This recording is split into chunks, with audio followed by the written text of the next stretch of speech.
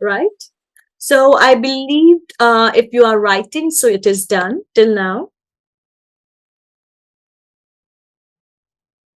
Is it? So we are on Yeah. this. I need from everyone GDP per capita for all these answers for country one, country two, country three in the chat box. Use your calculator, divide them, and please write your answer in the chat box.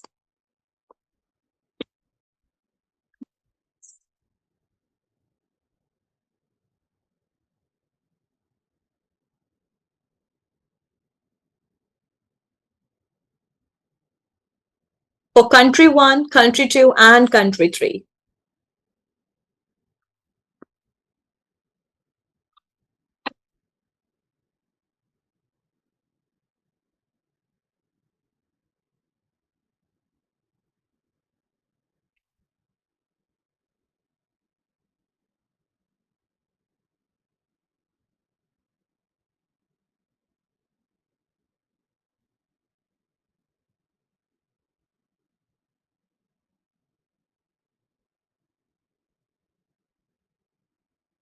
Anyone got the answer for country one?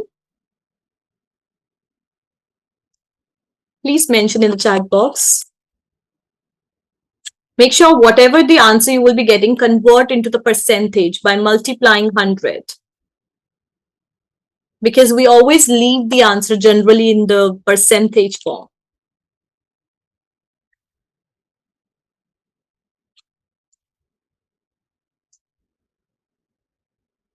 Kabir, did you get the answer for country one? Yeah. Okay, can you please write down to me? What? Say it. The GDP per capita in the Yeah. percentage in the chat box. Oh, in the chat box. Yeah. Harris, Sarah, I need the GDP per capita in the chat box, please. You did a mistake, Harris. It has to be 461%. It's not 4,000 and something like that. You can just redo it. Maybe you just multiplied wrong. Yes, Sarah? I don't have my calculator. Oh, okay. You can use your phone calculator if you have it. Otherwise, it's fine. I just need country one. That's it. You guys can do it. Kabir, what's your answer? Wait, you just have to divide them, right? So 300 billion divided by 65 million. Yeah, and then you times with 100 Oh, okay. Okay. just to convert in a percentage. Right. Is it 461 Yeah, point 3? yeah, percent. That means if I'm talking about in brief, so I would say that if UK's, just imagine if UK's total economy GDP will be 300 pounds billion, and the population we have just 65 million, so each person will be getting 461%. That means each person is doing 4 point something pounds. Now you can have idea for each person how much they are contributing. You can get the idea, which is less, right? Definitely less. Like this, every economist will be getting the idea by finding out GDP per capita. Yes, Harris, it's fine. So, can anyone know what is the highest GDP as of now? GDP per capita, which means according to individual as of now.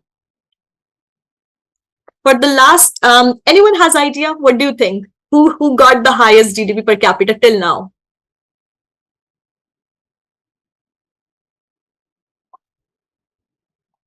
No? What do you think? What about the UK? Will you think UK will be the first rank or the first three rank?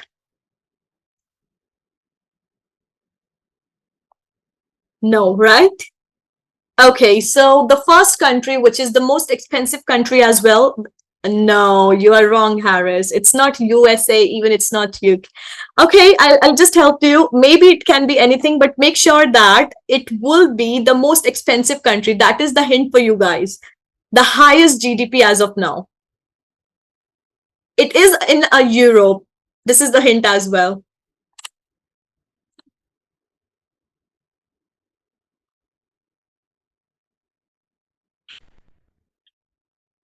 Okay, so I give you the example. No, UAE is not a part of Europe.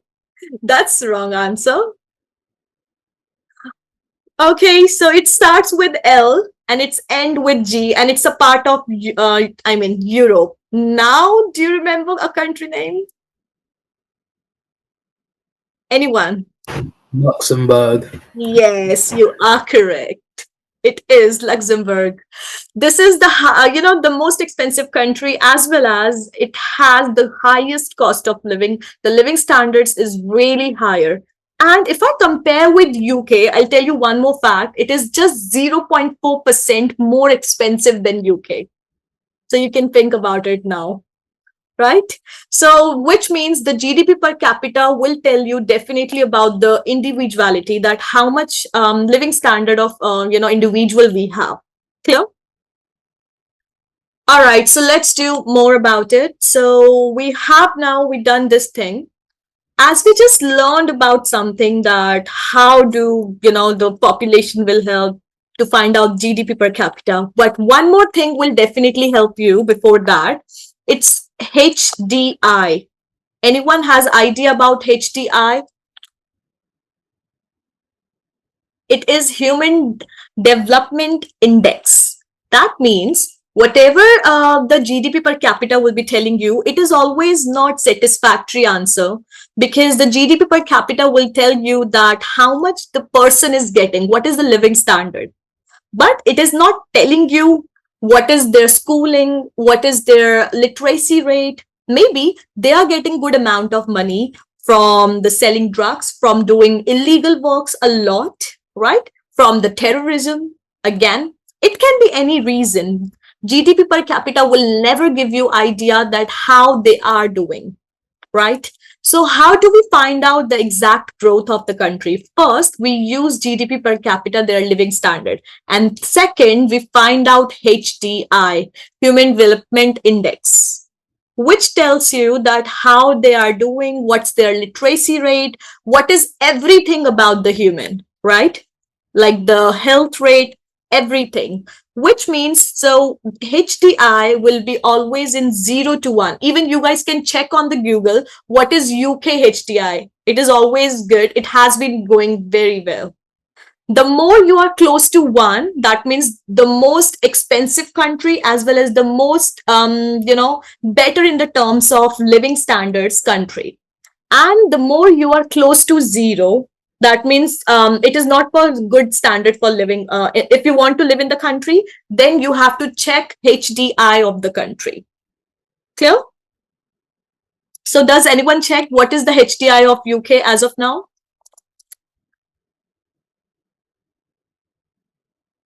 I'm just waiting in a chat box. Even you can tell me. 0.929.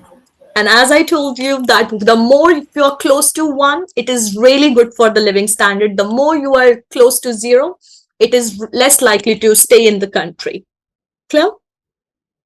So that will definitely tell you that how much the development is there and how much GDP per capita we have. By both ways, we can easily find out about the country's growth by these two factors. Yes, Harris, you are also correct. Okay, so we are moving ahead.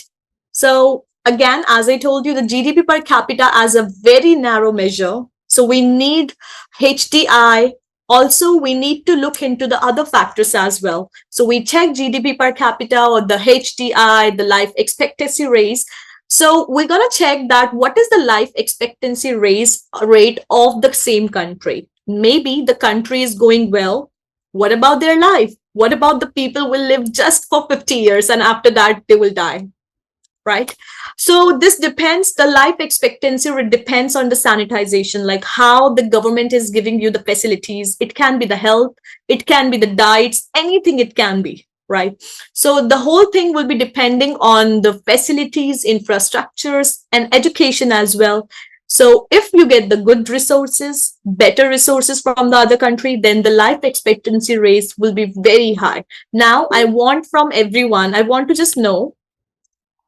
Yes, it is Harris. I want to know just from everyone, according to you, what are the 3 top countries which has the good life expectancy rate?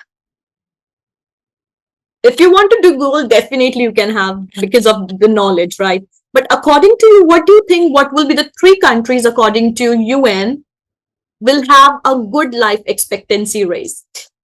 All right, Harris, that is because these are the developed countries, not this different one. Sarah and Kabir, what about you guys?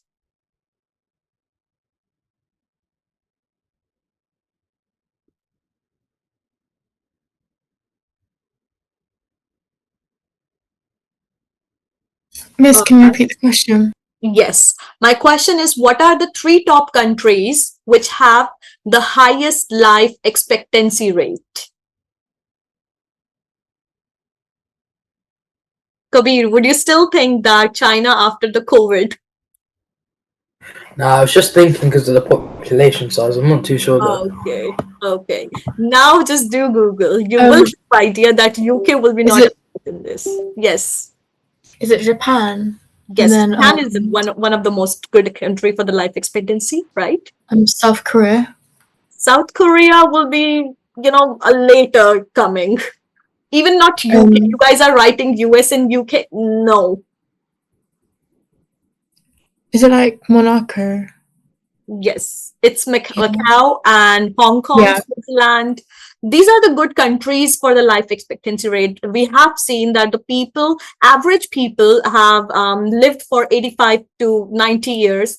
The most average people, you can see that 85 years was the just normal age for them. And in UK, would you still think 85 years is a normal age for UK people? No. Right? So this is how we can get idea about the life expectancy rate. If a country has a good GDP per capita, HDI, life expectancy, we can have idea about the country growth as well as the resources. Clear? So yes, you are thinking about USA, UK. These are wrong. The answer correct has to be Japan, Switzerland, Macau, Hong Kong. These can be a part. Okay? Not the whole China, Kabir, just a part like Hong Kong. So coming on to the next part, which is education. The second thing we have to see in a country is education. If a country is providing you good education, and there will be the increase in a literacy rate, and this will eliminate the gap between male and female education, as well as it will be eliminating the gap of poor and the rich people, because the poor people will get the job after the literacy rate increase when they're educated, and they will be doing work and try to eliminate their poverty as well. Simple. Again, a question for you guys. What do you think the top three countries which according to UN, which will be having a good education rate, the literacy rate? You can search with the literacy rate. First, just think about yourself without searching. What are the three countries which have the good literacy rate? Top three countries.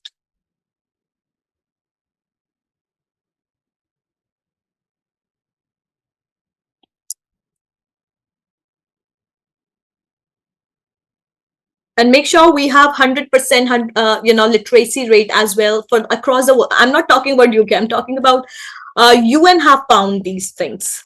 So what are the countries? Just tell me any three what you think. The highest literacy rate. Sorry? Norway. Yes, Norway was one of them. And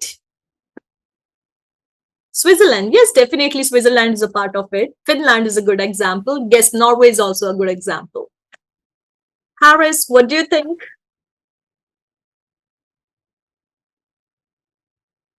Yes, Sarah, you were saying something? Oh, sorry, it's by accident. All right. So yes, Finland, Norway, Luxembourg, definitely it is. And Norway, Switzerland, these are the good examples for that. So I hope it's clear. Even if you will be writing the other country, that is also a part of it. There are a lot of countries which have 100% literacy rate. And Finland and Norway, they have seen from the from the year of 2010 to 12, it has been good in the literacy rate. Like from that time, it is really doing well. So the next one is access to the healthcare. The third and the last point we have to see is access to healthcare. Now, if a country is better access to healthcare than what you expected, right? For the healthier workforce, the healthier facilities, free medicines, free hospitals, facilities, everything will be free, which is related to health, right? The health checkups, everything. So the children are expected to live longer. Family will have a good future as well because of disease free, which means you are living but with a disease. So this is coming in this last part. So there are a lot of chances to have disease, right? And it can pass through one generation to another generation if it is inherited. So what you can say that if you have a good health facilities from a country, then definitely it will be just a disease free country, and it is also a part of growth again. So anyone has a question? No. All right. Now I have a task for you guys. So here, 2015, the data is given. Australia world ranked was second for HDI and 21st for GDP per capita. Similarly for Iceland, Qatar, Saudi Arabia, every rank is given. Now the question is, you can even read first. Suggest the two reasons why these differences exist among all the countries. You can write down in the chat box or just answer me. First, read it and please answer me according to you. I'm just waiting in the chat box. Are you guys writing or are you still thinking about it? I'm still thinking about it. All right. Kabir and Harris, what about you? Anybody has idea?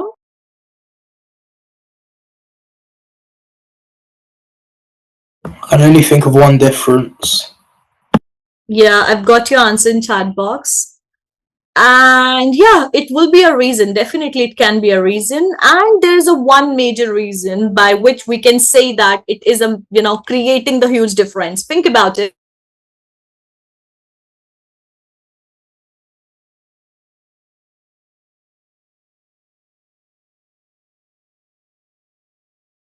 Okay, I'll give you 1 more minute to think about it and write your answers in the chat box. You can write in the keywords as well, and then we'll discuss the answer as well.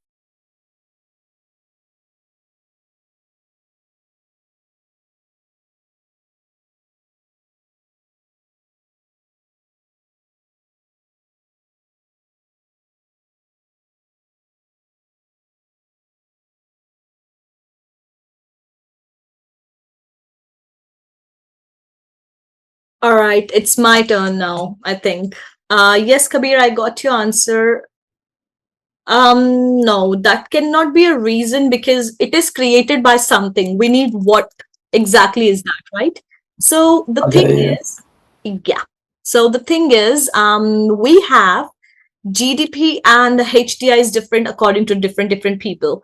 That means the best an example is technology across the world. So technology has been used as an indicator because in developing countries will have they have to just develop a lot, and developed countries are already developed. So we can say that the technology has been used to enhance the financial institutes, the democracy, the commerce, a lot of the things, right? So maybe Australia, was using a lot the technology, and at the same time, the Saudi Arabia were focusing most on the fuel, oil, right? So these are the gaps we can see that. Get my point? So anyone has idea? Any question, query? The second answer is population size again. So this is I think that's the sorry. first answer. What was the first answer? It's legged out.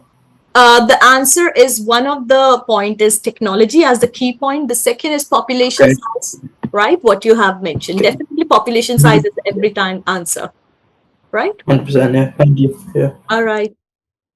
So this is for everyone. Like we will have a GCSE revision course soon for year 9, 10, and 11.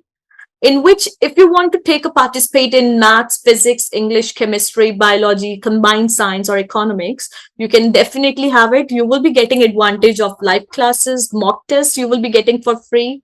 You will be getting your recorded classes, homeworks, notes, and the tricks and best ways to do it, right? So you will be having these things. All the boards we covered, like AQA, WGH. I mean, all the boards, even sorry, OCR as well. So every board will be covered for every subject. So you can just call on the given numbers, which is at the bottom. Okay, let's start the next.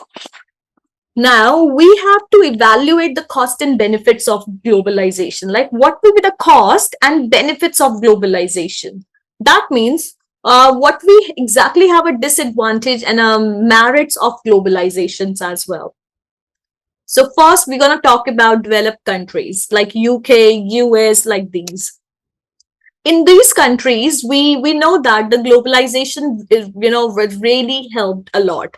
The reason being because the consumer will get more options to buy. Increased globalization can have more industries open. More industries can have more competition, and more competition will have less price. So one rule, remember, in the economics, more competition gives you less price. And when you have less price for a product, then definitely it will be good for the consumers of this. Now, there is a contradiction as well. However, we say that across the world, there are some generic high streets which is filled with the big brand names as well, right? As the small firms cannot compete against it. Even if you have seen it, there are the small showrooms as well nowadays, right? So yes, it will just collapse the small firms and domestic firms as well. Second, consumers' incomes have risen as well, because if there is a globalization, you are able to work in the other country, you are able to industrialize in the other country, then everybody's income is rising. And if the income is rising, you will be demanding for the scarce resource, which is rare. Maybe your income is good and you need something which is just only 10 in the whole world. You will be demanding since you can afford. And by that reason, the demand increases, then the price is also increasing. Because if anybody see that the demand is increasing for the same product, then why not they will increase the price, because you are able to pay it.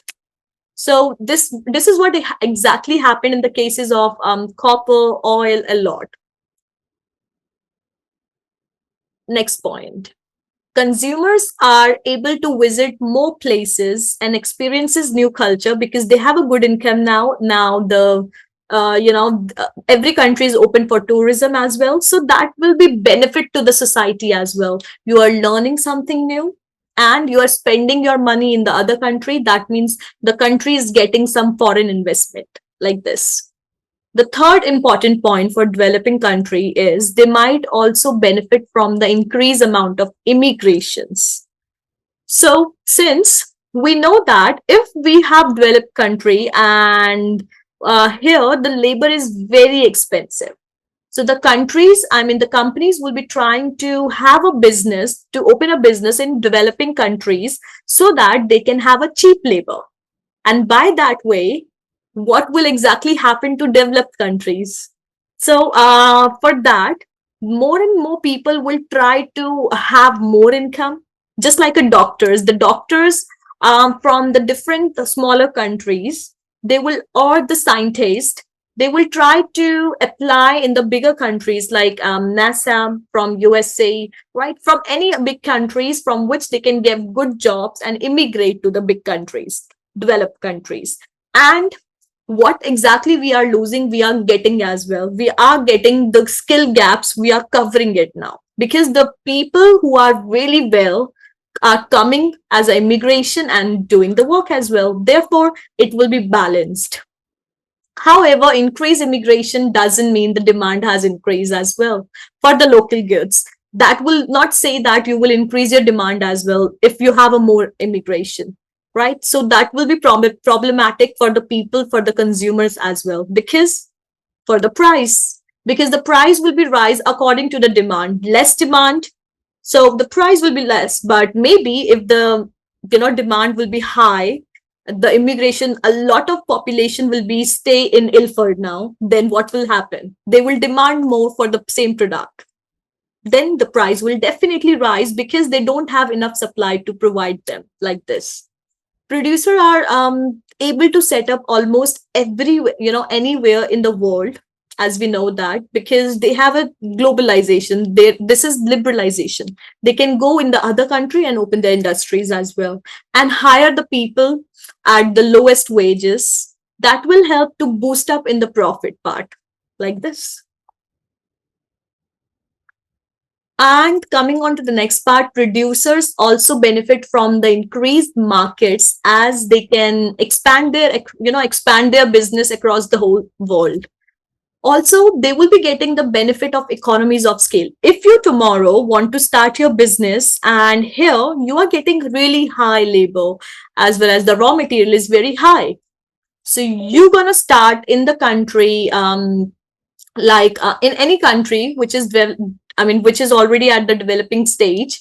So at that time, since there is a currency difference as well, and UK currency is more than that currency, so you will be getting advantage of that, which means you have to pay less to make a same product. It's economies of scale. And since your average cost is reducing, your the price is still same, but the sales is still same, your cost is reducing, so the gap is your profit. What is profit?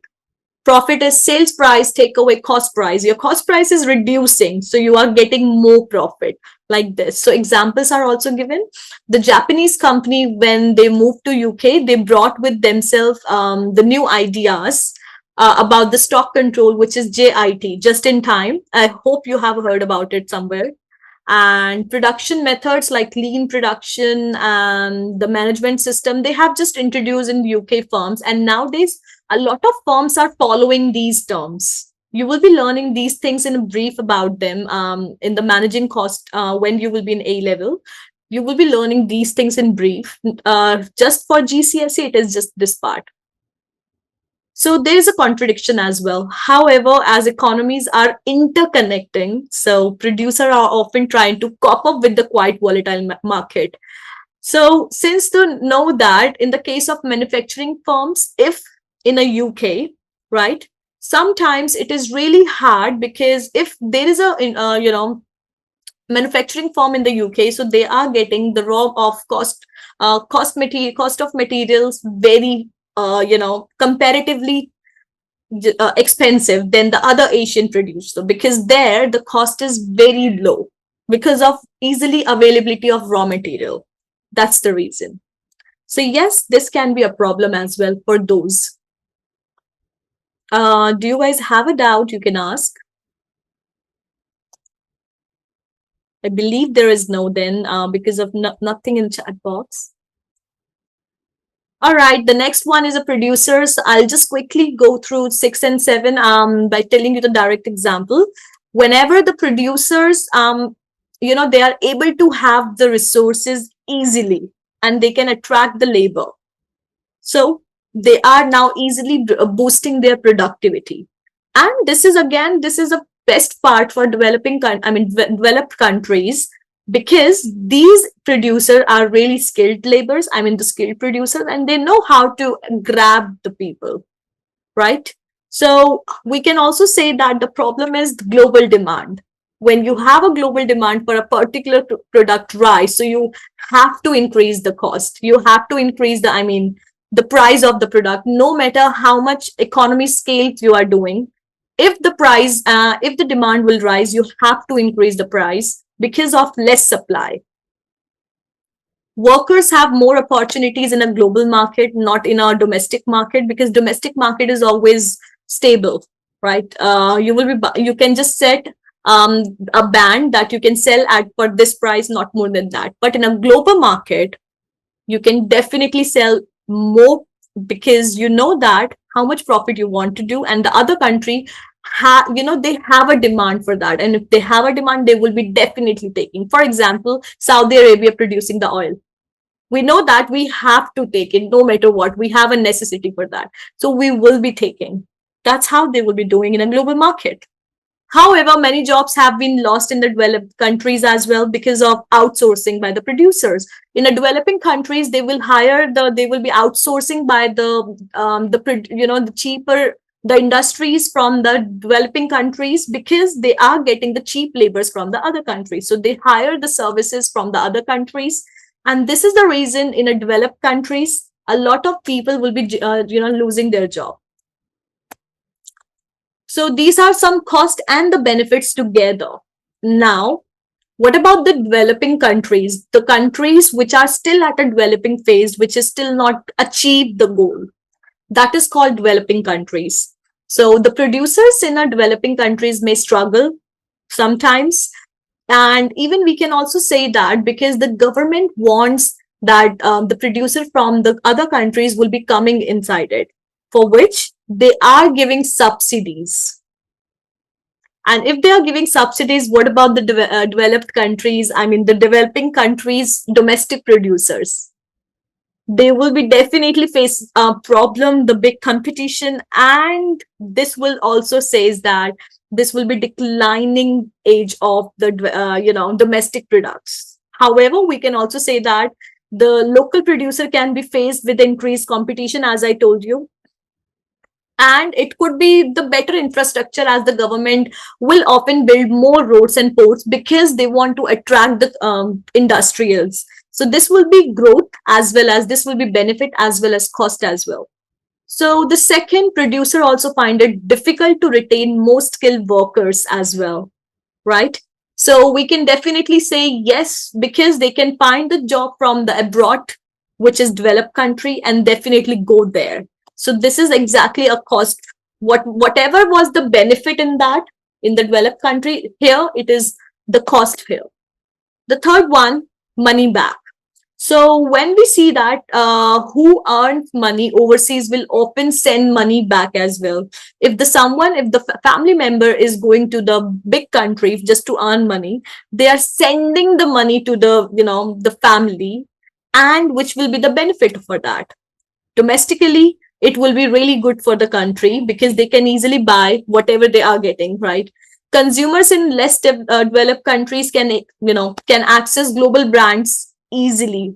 So it is just because of the countries are able to buy and able to open their industry in the small countries as well. Since they are able to open it, now everything will be available at one stop. Simple. You don't need to import anything, right? The last and the final point is the workers.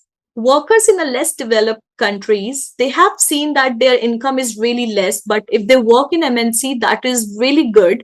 But MNC will exploit a lot, like they give a lot of work. This is an argument which is made by a famous economist as well. And by that reason, they will try to move from one country to another country, definitely. So that will be creating unemployment as well as employment for the both cases. Just remember one thing.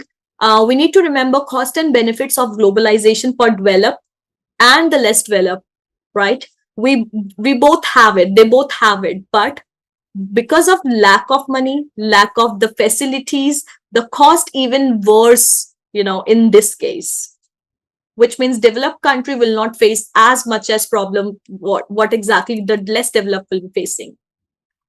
I hope it's clear. Yeah. All right. The last one is the globalization. This is a mind map. You guys can take a picture as well. This is giving you idea. And for the exam perspective, these points are important. What you just have, they will be asking you directly. They will be giving you abstract and then ask you what will be the your point of view according to that. Like will it affect to developed country or the less developed? You can write these points. So the globalization as economic, social, and environmental sustainability. If I'm talking about economical, right, that means as per the environment related, it will be really harmful. More industry you open, more pollution you can get, and more problem you will get. Although again, one more point, in the developing country, it will be really harmful, but in in developed country, it will be not that much harmful because they have money, to spend on the green technology. This is the reason, right? For economic, the growth is continuously happening because of globalization, but it's also involves the increase in income. As you are growing, your income is also growing. So you just need to remember this thing. And also one more thing you need to important, like focus, it's inequality. Make sure the gap of poor and the rich will not be decreased. And the last one is the social. As per the social perspective, we can say that the globalization has been good for the society as they are learning the new culture. The world's become the highest living of standards they can get, and they are getting the good product, good quality of the product as well. It will be just going good. But sometimes, since it is also means that the family are also spread out, and sometimes it is just mental health, problem for the people who are just, or the person can feel homesick as well. So yes, it will be affecting by both of the ways. So you can even click the picture for that. So now we have the free demo sessions as well. If you want to book any demo for any session, even if your siblings are there, if they want to book for any demo, you can book on the given numbers. You can call for that. We have done this part. Now I just have thing for you guys, which is a case study for Unilever case study. I hope you have heard about the famous brand, which is really famous. So if you know about the facts that this is situated in the London, which is in 2004, right? This brand is now worldwide brand. It will be famous in every continent, and it has a lot of different products at the same time. It is started in 19th century in England, and nowadays it is really famous for every kind of product and has a mark on it. So what exactly they did? First, globalization is a main part. They started expansion through the globalization. They acquired the firms, merged the firms, they acquired the local markets. The local markets, that means what exactly the country requires. That is, again, a part of globalization. Corporate social responsibility, everything they acquired to be the first one. And nowadays, it is the most important brand across the world. So yes, they acquired a lot. So this is a case study I gave you. You can even think about it. What will be the other brand from UK? They have been really doing well across the world, and they have a great demand. So how it is possible? Because of globalization. Now, the next session will be about the next Saturday. So it's again at 2 for GCSE Biology Paper 2 mock test. So at the 2 p.m., it will be started again. You can join on the same link. That will be the same thing. And before we are going to the end, I have a question for all of you. It's about economist joke. So you can just answer again outside the book. You can just think about it and write the answer, or just tell me. Just find out, why do you think that why you should not date an economist? Anyone has idea? No clue. Yeah. Why you should not date an economist? Any idea?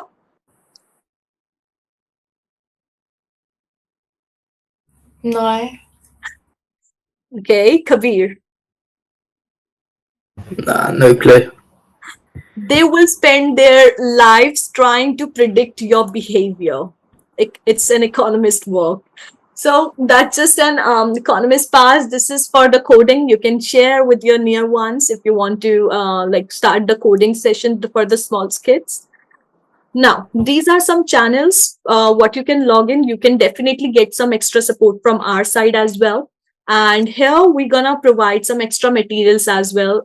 And every lecture will be uploaded on the YouTube channel on the same lecture, which is a live session. So if you want to rewatch your live session, you can anytime rewatch on the same channel, right? And I'm coming on to the points. So this is for everyone. Like the first 20 students will be getting advantage of having the enrollment and the 20% off as well. Again, you just have to just call on the same number, which is at the bottom, or you can log in to Glecta website and enroll there. That's it from my side. If you guys have a doubt, you can ask. Otherwise, we can just wind up. No?